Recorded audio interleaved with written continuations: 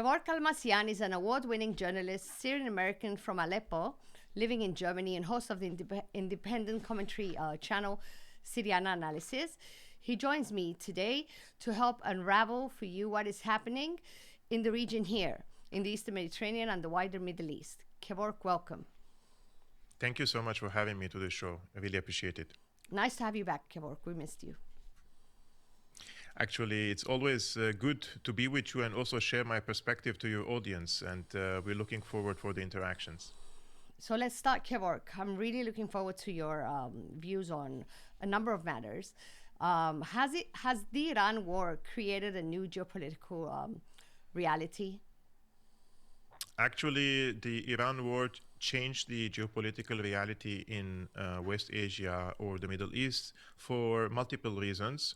One of which is because the initial strategy of the United States and Israel was to wage a surprise attack against Iran, although the preparations were ongoing. But the type of attack that they have carried, they wanted to surprise the Iranian leadership by the assassinations, the decapitation, as they call it, of the leadership. And they anticipated that this type of military operation would lead into a level of chaos in the country that the opposition of the current political system in Tehran, they would rise, revolt, or go into some further riots, for example, which happened before this war against Iran, in order to take over the government buildings. And this is what Netanyahu and also Trump have urged the Iranian people to do. Now, to their surprise, the decapitation campaign didn't work well because they, I think, misread the Iranian state. They always call it a regime, and they act accordingly. They believe in the words that they use. Now, Iran is not a regime, it's a state institution, and it is not built around one person. Therefore, when you eliminate, let's say, the supreme leader of the country, you will see that the state institutions are still intact, and they will hold elections among themselves in order to choose a new leader.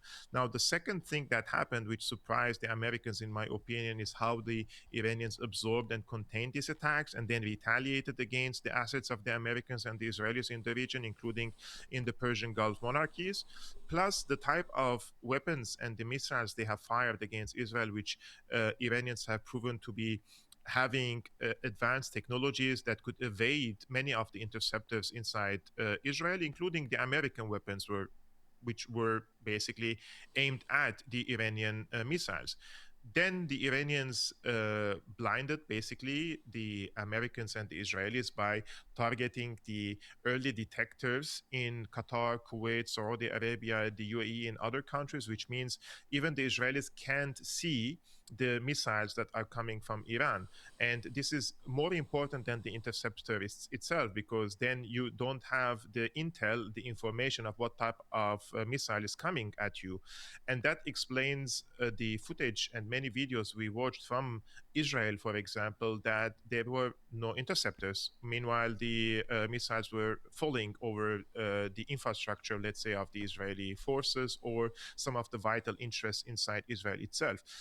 Then the Iranians closed the Strait of Hormuz. And this is, in my opinion, the most important factor in this calculation or this equation, because once you choke 20% of the global energy resource, basically where the energy flows to the outside world, you will see pain, economic pain, on the allies of the United States in the Persian Gulf monarchies, in Europe, in the United States, and around the world. And this is what the Iranians have developed after 40 years of, we don't have nukes, we don't need nukes, but we can have the Samson option. The Israelis have a Samson option, and that is, if we come under an existential threat, we will nuke Iran and our enemies. The Iranians haven't developed a nuke, but they said, if we are going to go down, we will bring you down with us through economic means. And I think in this case, the Iranians have shown a lot of resilience and determination, but also, most importantly, that they have a strategy against their enemies, something that, in my opinion, Netanyahu and Trump have underestimated. And when we take all these factors into account, I think the Iranians, since the strategy of the United States has failed for now, the Iranians have emerged and shown that they can become over regional power in the region, above regional power in the region, and they could dictate the terms of the concession or the deal in the future. Now, before the war, the Iranians didn't have this leverage that they have now at the current moment, militarily and economically. Therefore, on the strategic level, in my opinion, the Americans and the Israelis won't back off from this war, because if they back off and accept a diplomatic deal, this will send signal to many people around the world that resistance and challenging the empire is possible, and other countries and other people may rise against the empire itself. And if they continue the war, this would lead into economic catastrophe all around the world. So both of these options are very grim, and I think the Americans are stuck now in this cycle of violence, that the moment they see the strategy is not working, they're doubling down on the same strategy, which proves the point that they don't have an exit strategy. And the exit strategy, which is talking to the Iranians, will only lead to Iran having a better position on the negotiation table, because the equations and the balance of power on the ground has changed in favor of Iran. Therefore, in both cases, I see Iran is emerging victorious, unless, of course, the Israelis and the Americans resort into different type of warfare, which it could include nuclear weapons. But in this case, we have to know that Iran has 60% enriched uranium hidden somewhere that nobody knows where is it. And if they come under an attack, they have the capacity to build a nuke, which is going to be a very dangerous situation for everyone if there is a nuclear exchange, because normalizing a nuclear war is going to be a new chapter in our human history.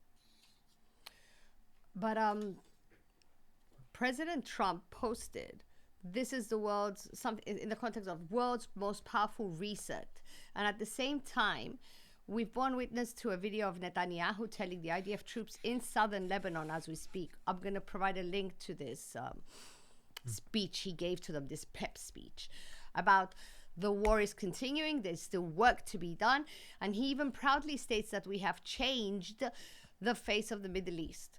So when Trump says reset and Bibi says we've changed the face of the Middle East, what do they mean?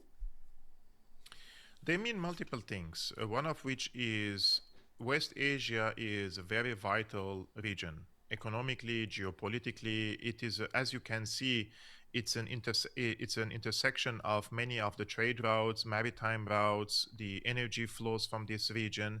We have the Red Sea, you have this Suez Canal, and many other important, in my opinion, geoeconomic factors in the region, which makes this region very rich, wealthy, and important if the people and the countries of this region come together and start some economic integration. Now, the Israelis do not want to cooperate. They want to dominate. This is the difference of the mentality between many of the countries and Israel. Israel believes in domination, believes in supremacy, believes in subjugation, which means if you're living in an area where the overwhelming majority are not Zionist or Jewish people, then if you believe in domination, you are unable to deal with them on a human level. You're unable to deal with them as equals. So what is the solution for it? If you are facing challenges in southern Lebanon or in Gaza or in Iran or in Syria, etc., then if you have a domination aspiration in the region, then the only strategy for you is that you can see everything in the region. If you see every problem in the region as a nail, then every solution looks like a hammer. And the Israelis, unfortunately, it is using excessive level of violence against their enemies. For example, in Gaza, we have seen tens of thousands of civilians have been killed by the Israelis, and they're getting away with it because the Americans are protecting them in the UN, in other organizations around the world. So Israel sees itself as untouchable power in the region, and under its ideology, the Zionist ideology, which they believe the borders of Israel starts in the Nile and ends in the Euphrates, means this entire region has to be ethnically cleansed. Because if you believe in a supremacist ideology, which means the Christians, the Arabs, the Palestinians, the Syrians, the Lebanese, and the rest are for you are lesser of human, because they call them Amaleks, they call them subhumans, then how are you going to deal with them? Now, the evidence for it is overwhelming. wanted to ethnically cleanse the 2 million Palestinians from Gaza, and now they ethnically cleanse 1.2 million Lebanese from southern Lebanon. And this has been, the people have been displaced to the northern part of the Litani River. So Israel wants to create the Greater Israel Project, and that is why we have the war in Iran, because Iran is the only state power in the world which effectively counters the Greater Israel Project. And if you destabilize, weaken, or do regime change in Iran, then there is no longer a force in West Asia that could counter this project in the region. And therefore, if, for an argument's sake, if Iran falls in the hands of the let's say the Americans or the Israelis through puppet government, the way they did in Syria, by installing Jolani into power, then we will see Israeli hegemony basically stretching over the entire region until Iran. And if they reach to Iran through puppet government, then the leverage that Iran has through the Strait of Hormuz now, it will be in the hands of Israel. And if it is in the hands of Israel, then Israel will not only have a military superiority, but also economic superiority. And Israel will bring all these monarchies in the Persian Gulf under its control and will have also say over their energy resources. So Israel will turn into multi-trillion-dollar empire in a matter of in a very short time. That's why they see it as a very high-stake war. They cannot afford losing this war, whether diplomatically or militarily, because if they lose this war, then this entire project of the Greater Israel Project will crumble. And this is what is happening in front of our eyes. It is, in my opinion, this hysterical attacks you see in Lebanon, for example, against the civilian infrastructure, or in the threats to use the same force against Iran. It comes, in my opinion, from a desperation due to the failure of this initial strategy, and that is to subjugate Iran. Now, many people could have their disagreements with Iran, and that is healthy, in my opinion. We don't have to agree with their domestic policies or any other thing.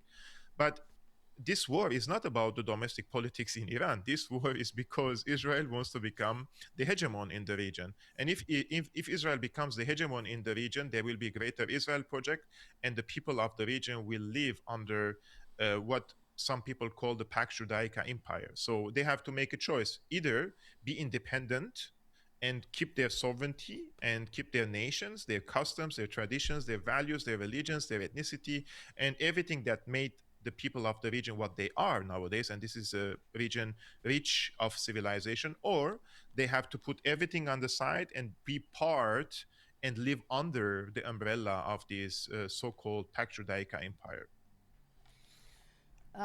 But KEVORK, the situation, let's take Lebanon, which is my fatherland. The situation is unraveling very fast, and it's unraveling in plain sight.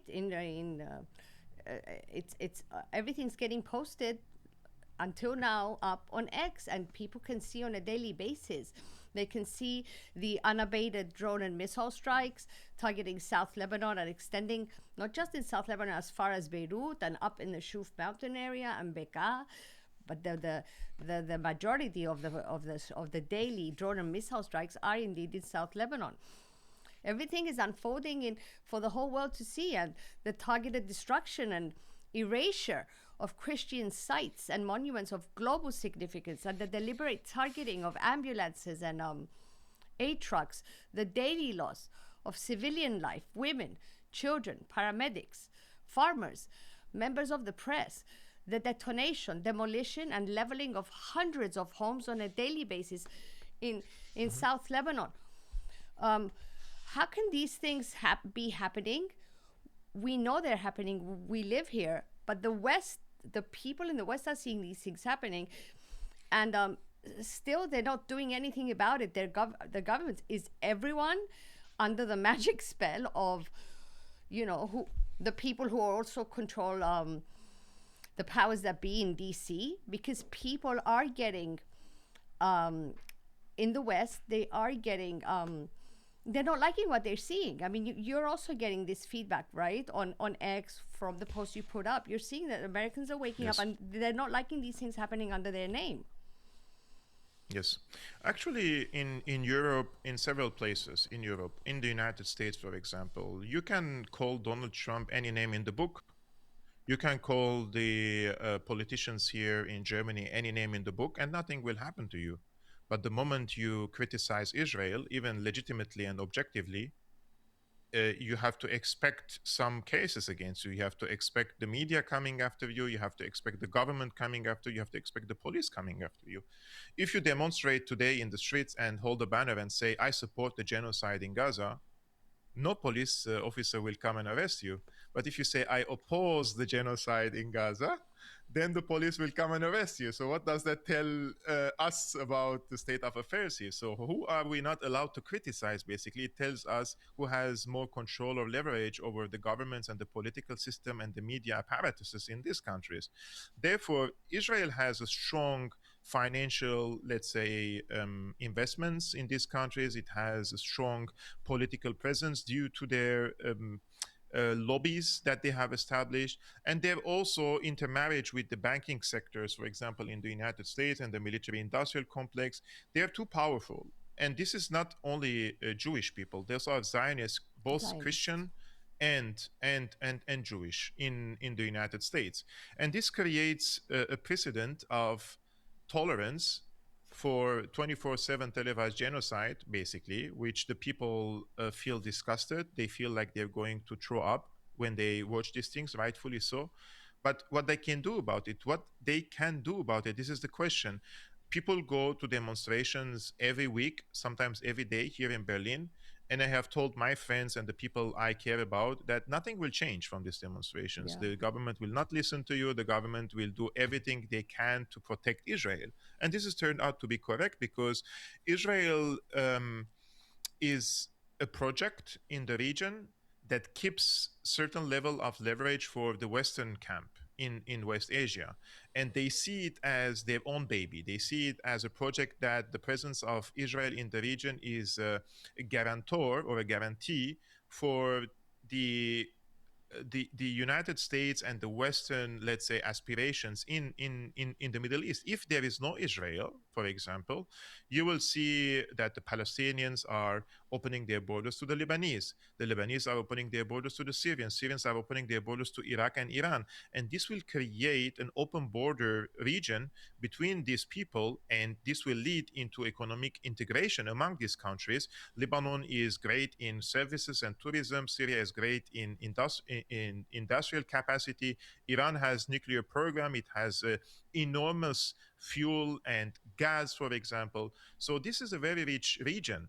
Therefore, you need a destabilizer in this region. If there is no destabilizer or destabilizing force in this region and the people come together, this region will create a very important and relevant political entity on the international scene. So just imagine if these people in the region, they find a formula like a confederal system or a federal system that they bring their economies together and they emerge as a strong force on the global scene. They will be more important than Europe because Europe doesn't have the resources that West Asia or in the Middle East has. Therefore, it is of utmost importance, even for Germany, for France, for Britain, for other countries, to keep this region subjugated and down. Because the moment this region rises, and they take over their resources and they have their independence and sovereignty, you will see them challenging other powers. So they want to keep Israel in the region facing the rise of any power in the region through cutting the borders. Like these borders are all artificial anyways, and now Israel wants to change them once again. But if you see where Israel exists, basically, it is between the Levant, basically, let's say on the western shore of the Mediterranean, and in northern Africa. And if we go back in history and check where the empires have tried to expand once they settled in West Asia or in the Levant, they always want to occupy this borderline of the Mediterranean in the western shore of the Mediterranean, let's say in Latakia, Tartus, to Beirut, Tripoli, Haifa, Tel Aviv, etc., and go all the way to Cairo. So this continuity between geopolitical continuity or geographical continuity is very important if any empire in the region or any regional power in the region wants to rise. Therefore, Israel exists as a blocking factor between also West Asia and North Africa to stop any sort of unity among the people in the region. I'm sure many of your respected audience remember the union between Syria and Egypt. This was, I think, 50 years ago or 60 years ago. I'm not good in math at the current moment, but if you want to have a geographical unity between these countries or open up your borders, you will need Palestine between Syria and Egypt to do that.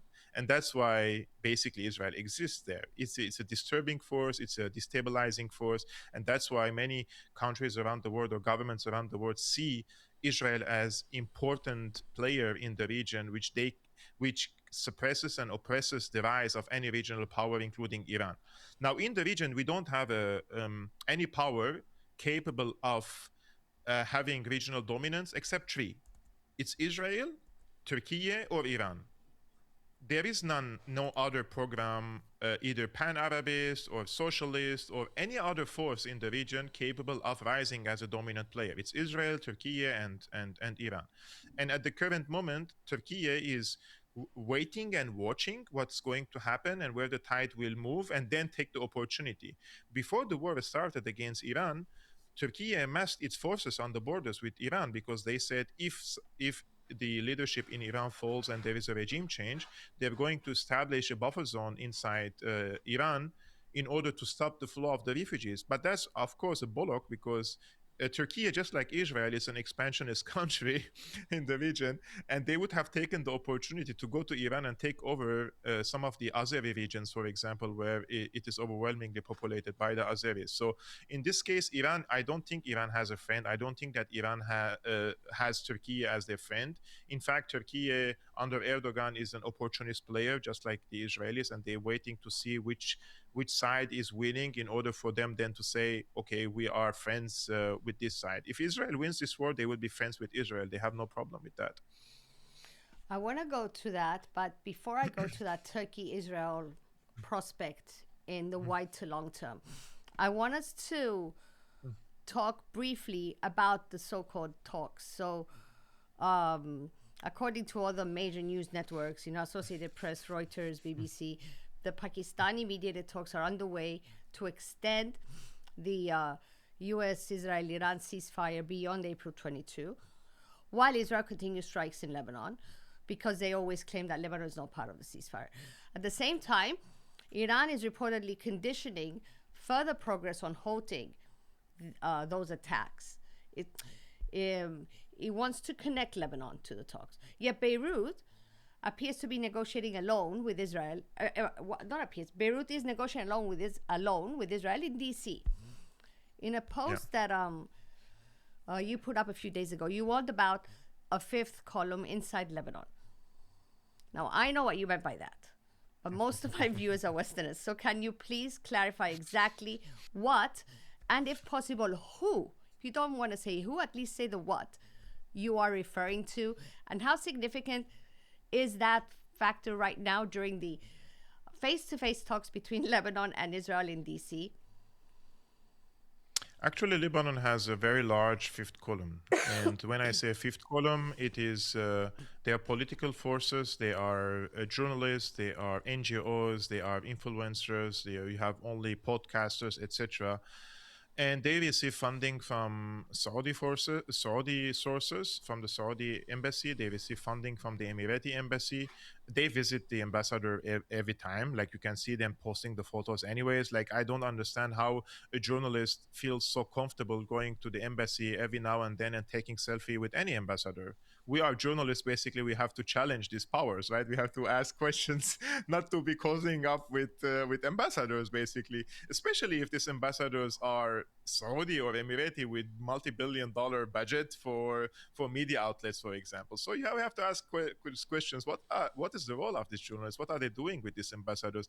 How, like, if I find myself one day sitting with the American ambassador in Beirut and putting my arm on her shoulder and then taking a selfie with her. I have to ask questions. How is that even possible for a journalist to have this type of relationship? So this goes beyond the professional relationship with them, right?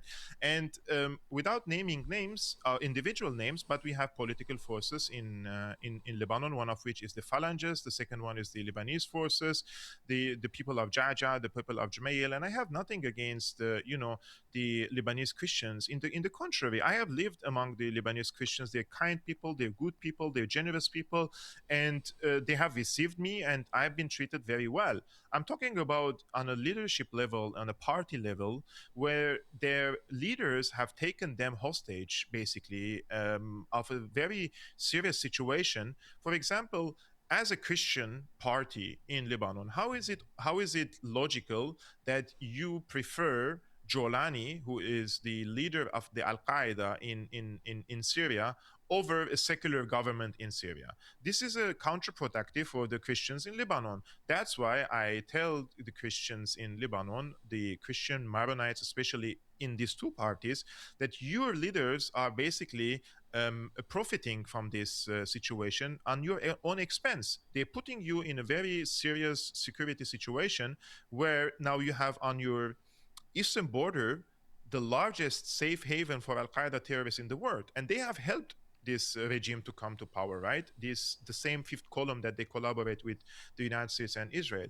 On top of that, they antagonize their own local population. Like they see the Shia population in Iran as if they're aliens. They came from the skies. Like they're not Lebanese. Therefore, they want to become part of what? Which axis? You're going to become part of axis of Israel. And the axis of Israel was present in Lebanon in 1982. And there was no Hezbollah back in the day. They reached to Beirut and they occupied Beirut, and some of these people collaborated with the Israelis. And Israel always has a justification for this expansion. First, it was the PLO, and then they are the socialists, and then they are the communists, and then they are the Islamists. Every time there is someone terrorist in their eyes that they want to kill and expand and destroy.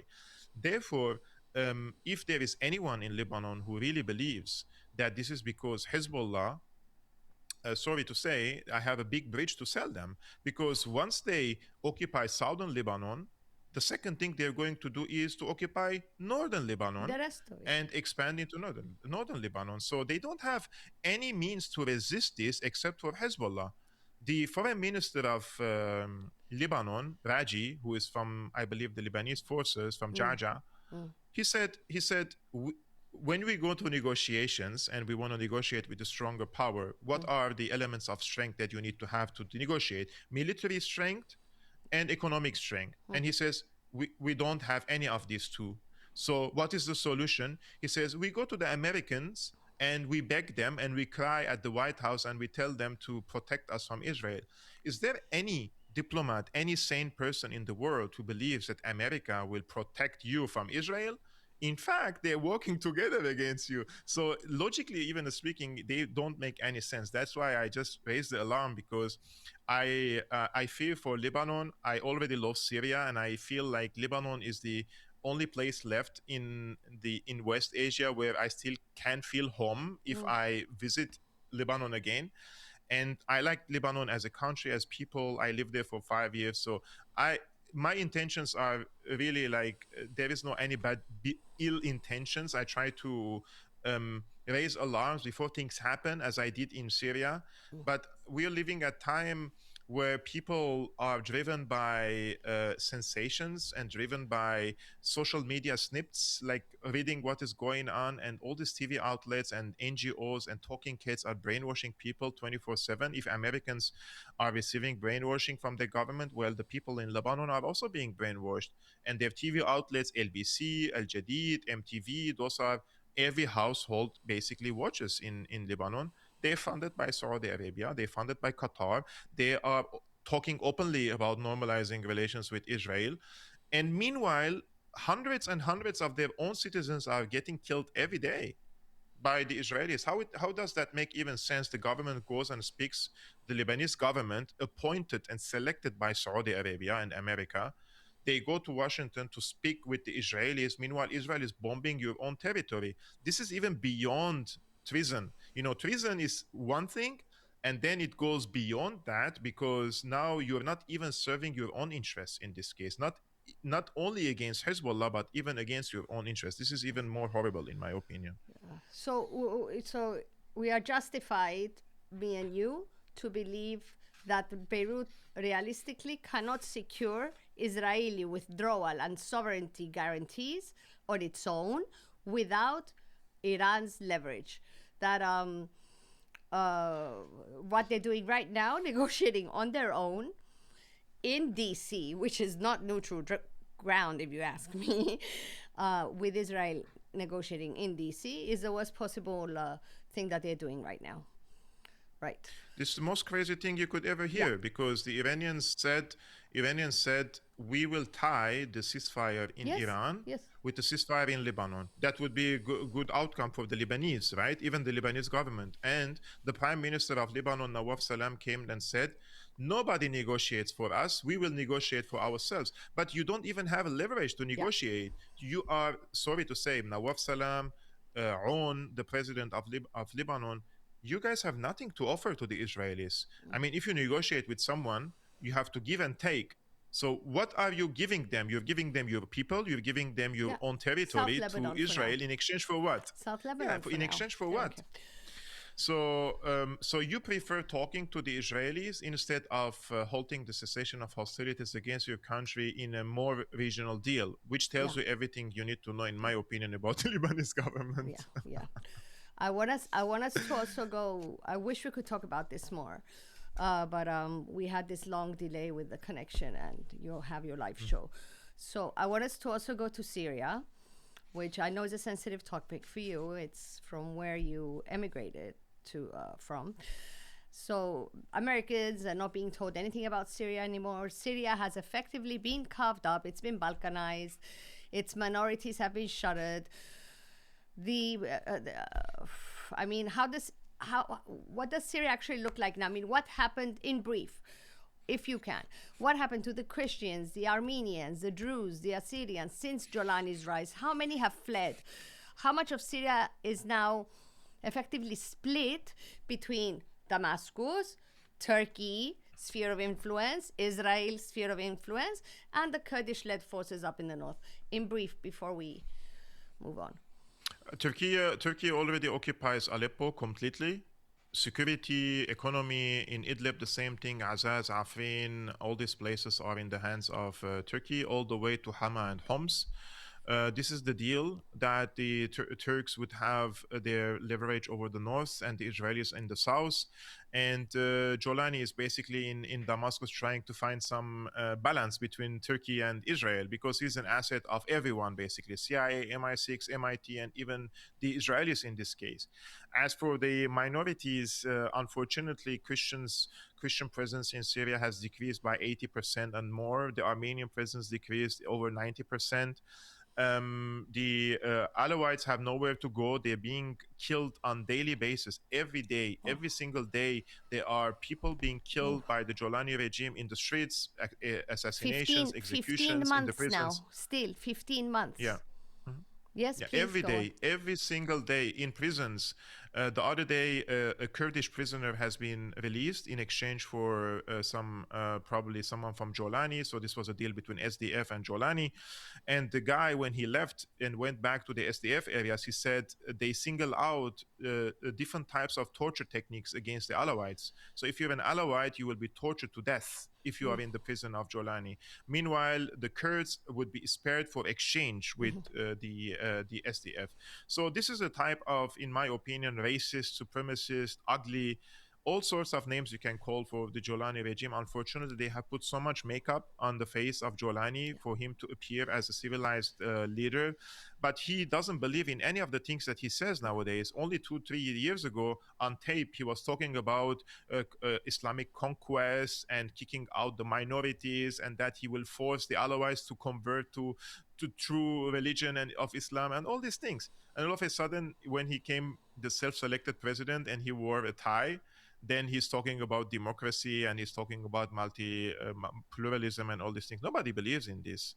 He's either a good actor or he is an intelligence asset. And I tend to believe he's an intelligence asset. It doesn't make sense that this guy all of a sudden has been normalized by the United States, accepted by Turkey, Qatar, and all these players. Even Israel, despite all this rhetoric against him and they threaten him, why don't they kill him? If he represents that a threat, He's a they useful killed fool. all the He's a leaders. useful fool for their plan, obviously. The Israelis killed all the leaders of Hezbollah, killed all the leaders of Hamas, went after the Iranian leaders inside Tehran, but they can't see Jolani rolling around in Damascus. If he represented any threat to Israel, he would have been killed by now. But his presence is important because he balkanizes the country, he separates the people from each other, and on top of that, he secures the security of Israel because he doesn't fire a bullet on Israel. Meanwhile, the Israeli forces are inside the Syrian territories. And against the former Syrian army, they were lions. They destroyed tens of Syrian tanks in the past with their anti-tank rockets. Now that the Israelis are rolling into Syria, all of a sudden they turn into rabbits. So where are the rockets basically now to fight against the Israeli occupation forces? Which means there is a political decision on top of Jolani, the masters of Jolani, telling him, don't dare to challenge Israel. If you do that, you will be finished. And that's what Hakan Fidan said on a TV. He said, we, the regional countries, agreed to bring Jolani to power, and we told him we expect from you 1, 2, 3, 4, 5, 6, 7, 8, 9. And if you don't do that, we will all go against you. Which what does that even tell? Like they're telling you to your face that this guy is our puppet, and we told him what to do. And if he doesn't do it, we will remove him from power. And they can do it anytime they want. Jolani is a tiger paper basically, and he doesn't have any military strength against any of these regional powers. So he stands there because of his services to the empire and giving up the country, allowing the corporations to carve up the economy. All the hospitals in Syria will become now private.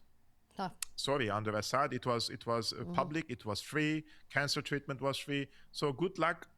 I truly say with my bottom of heart, good luck for the Syrian people, because they will face now the vile face of this hyper ultra capitalist system coming to Syria, and nobody will afford any of the services that they receive, unfortunately. KEVORK, I want us to go to our two final questions. You were talking about Jolani, and you are very intense in warning that Jolani is using accusations to justify a move into northern Lebanon in support of of the Israeli forces in the south. So, what exactly are these calculations that Jolani is spewing out there, and what kind of alliance could we soon be looking at materializing, an alliance that we've never officially seen before?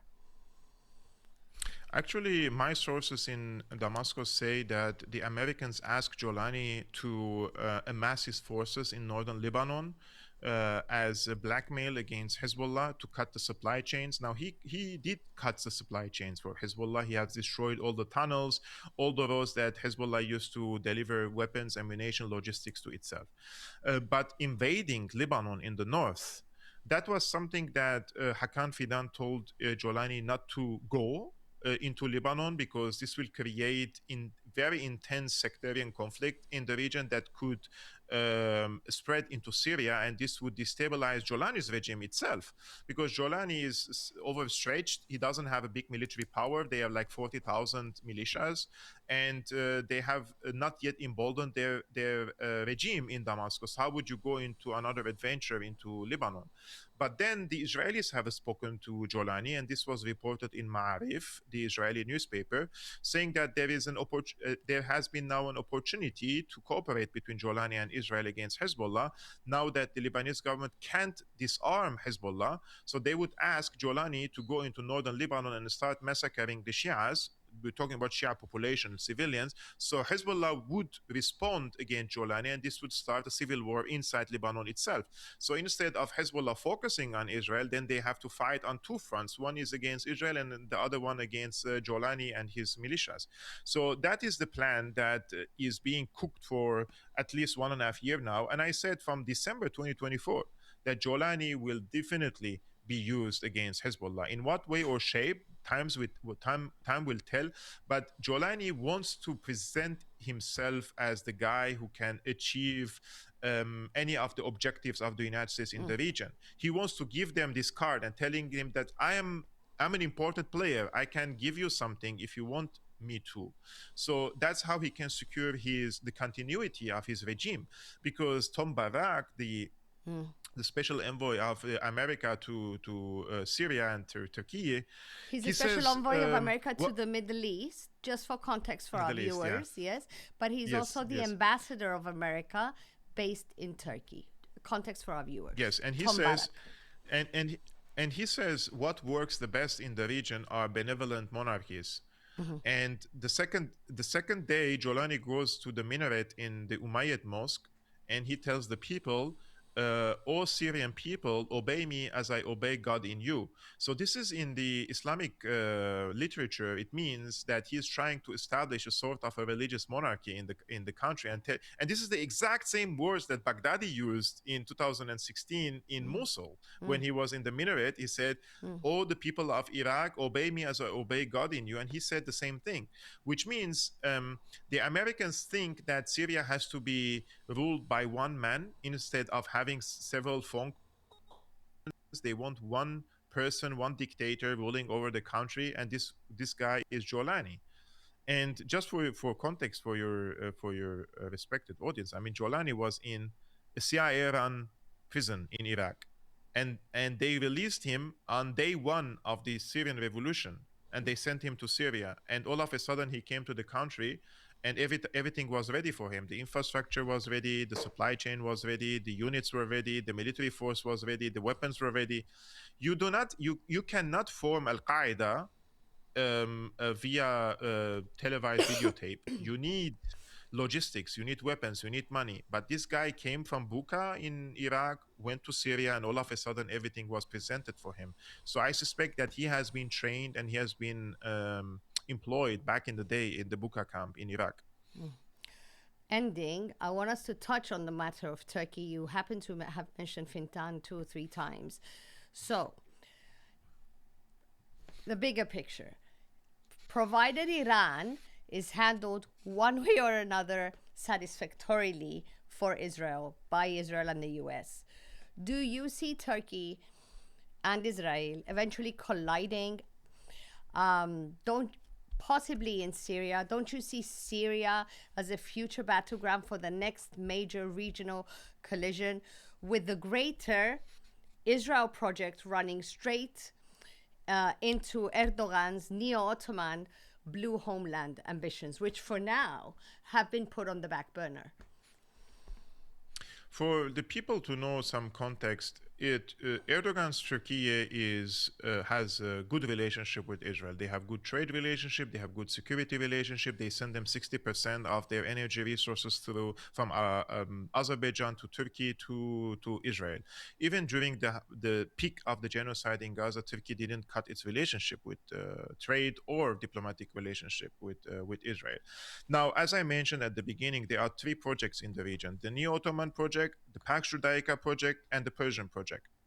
Now, at some point, there could be a clash between the Neo-Ottoman project and the Pax Judaica project in the region. That would be sensible. However, Turkey is a NATO member.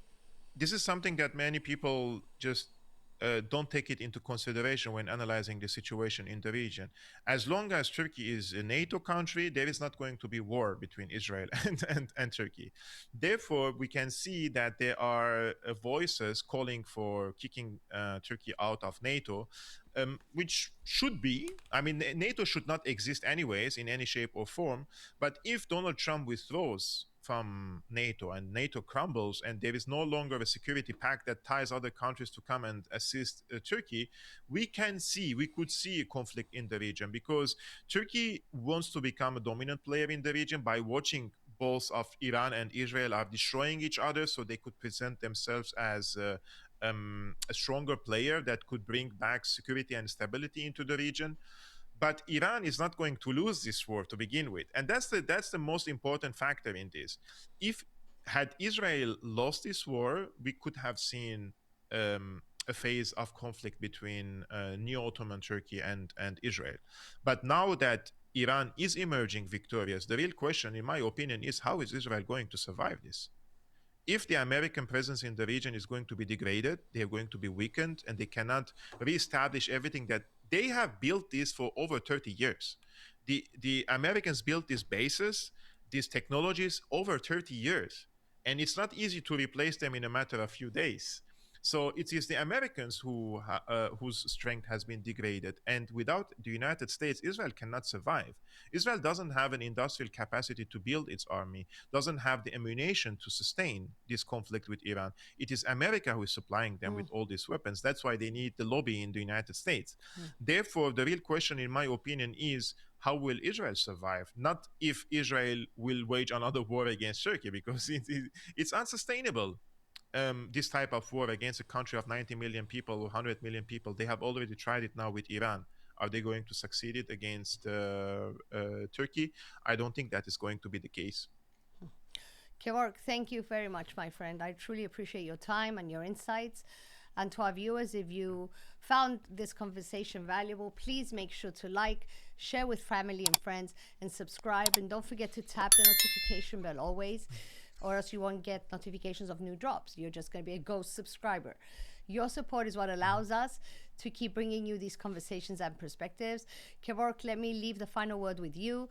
What's your closing thought for our mainly Western audience? My closing argument is that people have to always zoom out a little bit. They are distracting us with lots of details of what is going on in the region. We have to zoom out and see this conflict in its true nature. And that is a struggle over the resources of the region, the status, the domination. It's not about the values of democracy, human rights, and that we are the liberal West and those are the backward barbarians in the region. Those are just smokescreen for the people to buy into the narrative that America is there to preserve some human value. I mean, if there was any civilized world, they would have stopped, which they didn't, and that should have been a test for the people to, or a lesson for the people to understand that um, it, the terrorist is not always somebody who they portray he is a terrorist. Sometimes the terrorist is someone who is wearing a suit and a tie, and they're dropping 80 tons of bombs over civilian neighborhoods. So all these terminologies and definitions are, in my opinion, constructed in a way that they would tell us how to think without telling us how to think. So all these words have meanings, have power, and we use it always like it's regime in Iran, but then it is Kingdom of Saudi Arabia, for example. Why is it regime in Iran but not regime in Saudi Arabia? So we have to be a little bit critical and ask questions, because they're not putting our interests at heart. And we, the people in West Asia, we have paid enormous price for these wrong calculations, policies, and millions of people have been killed. And I think we are also people, and we deserve also to live in peace. Yes. Thank you, KEVORK. Thank you for that.